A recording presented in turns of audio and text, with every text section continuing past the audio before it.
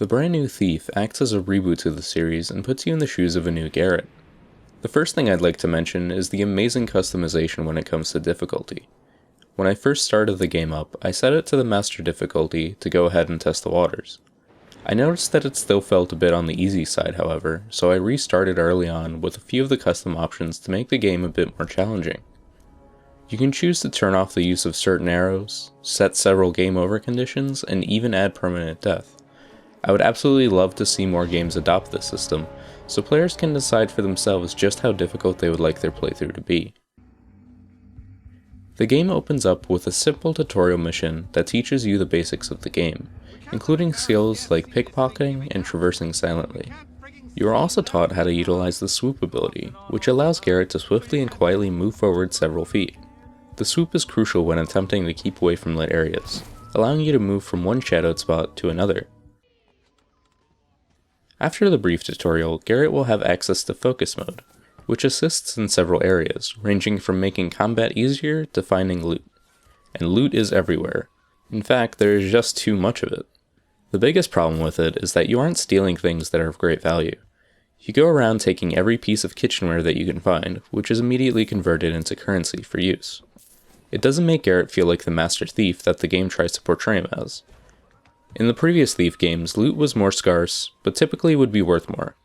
On top of the basic loot, there are also collectibles which are more unique pieces that you can steal.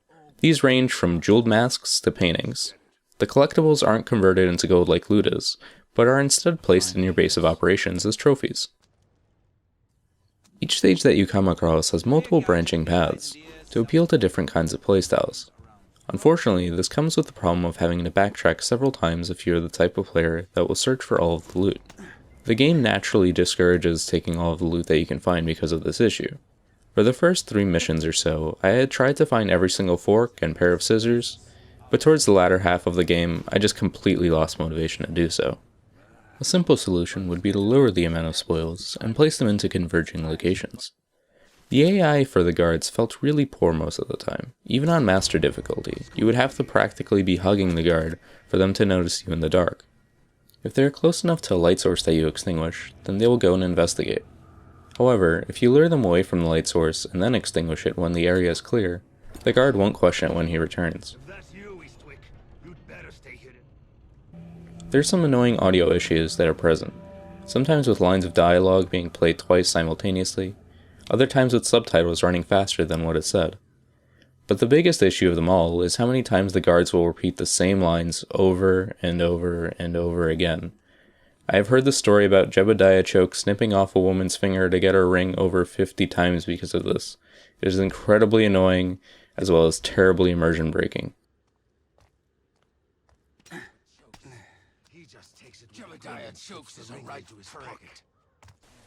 I also ran into a few graphical bugs that broke immersion, but they ended up being hilarious. With the gold that you receive from your thievery, you're able to purchase various equipments, ranging from arrows to upgrades for your bow. As with the previous Thief games, several trick arrows are at your disposal. Water arrows will extinguish flames, choke arrows let off a gas that incapacitates enemies, and fire arrows set your foes ablaze, to name a few. There are also some trinkets which grant passive bonuses available for purchase. There are none that are useful when playing a stealthy pacifist, which I found incredibly bizarre for a stealth game. The majority of them assist in combat scenarios by boosting your health or damage from your arrows. Those familiar with the Thief franchise are aware that it contained various supernatural creatures. In this new installment, only 2 such creatures are around, one being an invisible predator that is only in one section of the game. The other is the zombie-like enemy known as Freaks. Freaks have terrible vision but can sense movement like no other. Oddly, the few bosses that are present are really well designed, with each of them being able to be performed completely non-lethally.